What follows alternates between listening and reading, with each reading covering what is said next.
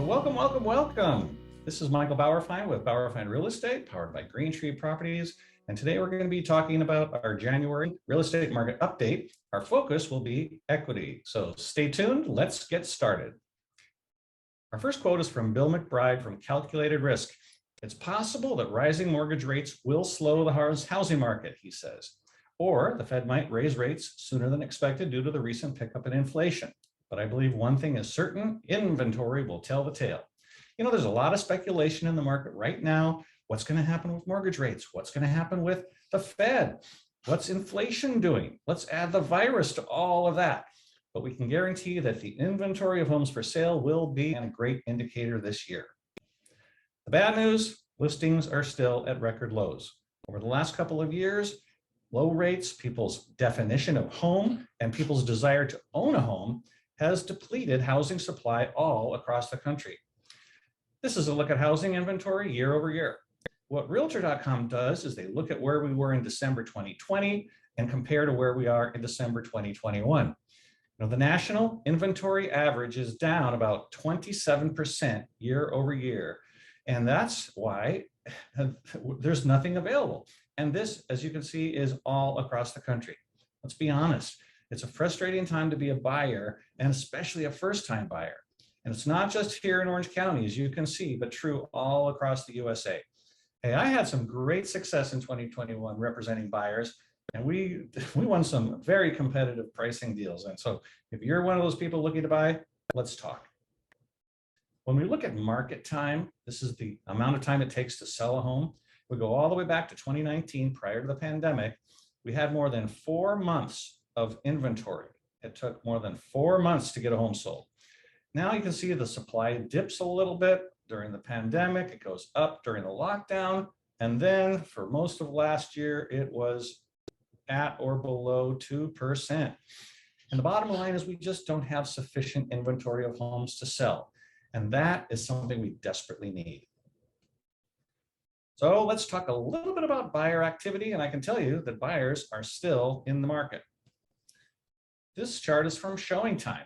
We look at Showing Time to track and measure the activity of buyers who are taking tours of properties. Now, November 2021 here was slightly ahead of last November. This November was slightly ahead of last November. And you can see the 2021 activity has been dramatically higher than what we saw in 2020. And this speaks to the health of the real estate market. And as you can see, it is not slowing down. Pending sales is also something that we thought, oh my gosh, a pandemic, it's going to have to go down. But these were the normal years, 17, 18, and 19. And look at 20 and 21. Increased sales, even through pre-pandemic numbers. Hey, I know what you're thinking. Prices and demand are high. Inventory and interest rates are low. We all know this. You want to know when will be the right time to buy, and is it time for you? And if you're fortunate enough to own a home, especially during the last 5 years, your secret sauce is going to be your home equity. Let me show you. For the next few minutes, I'm going to break down the current situation regarding home equity, which is a key opportunity for most people who own a home these days. Many buyers are saying, hey, we've got this equity. Do we harness that and move up? Maybe it's time to retire. We're going to downsize. We'll use that equity to build our nest egg. And I can help you answer these questions. How much is your home worth? How much do you own your home? The difference between those two numbers is your home equity. CoreLogic's third quarter home equity report showed that the average homeowner with a mortgage gained $57,000 over the last year. And nationwide, this is an average. And we know that here in Southern California, equity has grown even more because of our home prices. Nationwide, if you look at a percentage, it was 31%. And if your home was worth $500,000 a year ago, your equity grew by $155,000. If your home was worth $1 million, your equity grew by $310,000. They go on to say that this summer, home price growth reached its highest level in more than 45 years. Wow. Home equity is a big deal. I recently sold a vacation home to some of my dear friends from Phoenix, right on the boardwalk with a view of the pier and nothing between their windows and the ocean but soft white sand and a little tiny boardwalk.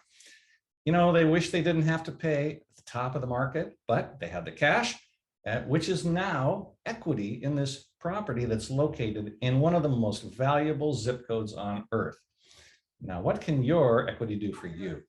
If we look across the country, the average equity gain is $57,000. In California, it's $119,000. This is good. This is a good thing for home buyers.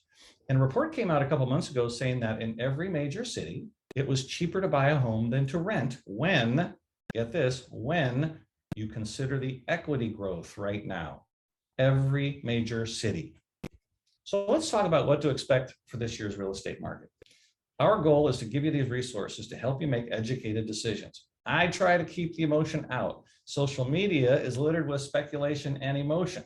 So let's just focus on what the experts are saying. Let's start off with what to expect on mortgage rate projections. You can see here from 2022 quarterly projections of Fannie Mae, Freddie Mac, Mortgage Bankers Association, and National Association of Realtors, where they think interest rates are going to be. We're going to always look at what the experts are saying. And the experts are predicting somewhere between 3.5 and 4% by the second half of next year. And if we go back to where we were over the past 10 years, this is not a high number. 3 to 5% is pretty standard of what people were paying over the last 10 years. Many bloggers are still predicting a foreclosure crisis, but let's look at the facts. Forbearance have fallen below 1 million. The experts believe it's going to be a non-issue, and I don't think we're going to hear much about it. But I want to educate you on it. Just under 1 million people, 890,000 mortgages are actively in forbearance. This represents about 1.6% of active mortgages. And experts predict that but 4 or 5 of them are coming out of forbearance and are coming out either having gone through a workout, paying off their back payments. There are people who still need to do something. It's a very small fraction. Oh, and by the way, their homes have also appreciated 32% on average, so they have more opportunity to get this resolved.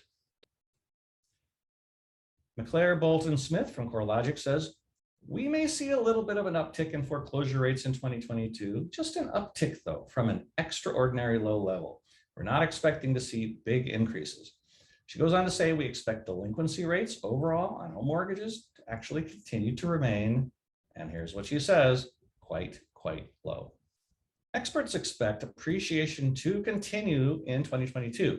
And if you look at those that are forecasting appreciation right now, the average is 5.2%. Now, there are some 7.4% at Fannie Mae and some as low as 2.8% at the National Association of Realtors. And remember, month over month, year over year, appreciation is cumulative. Some folks say, well, I missed the hump.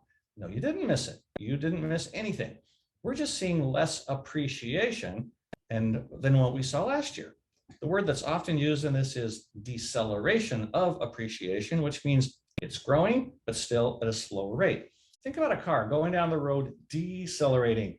It's still moving very fast, just not as fast as you were a few moments ago. The bottom line from CoreLogic's Bolton Smith says, so overall, I do think that 2022 will be another strong year for housing, albeit a little bit higher on mortgage rates, and we do think home sales will continue to rise, and actually it may reach a 16-year high in 2022.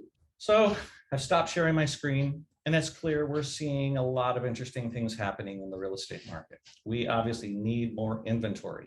Buyers are in full force. Interest rates are rising. But overall, it looks like it's going to be another good year in 2022.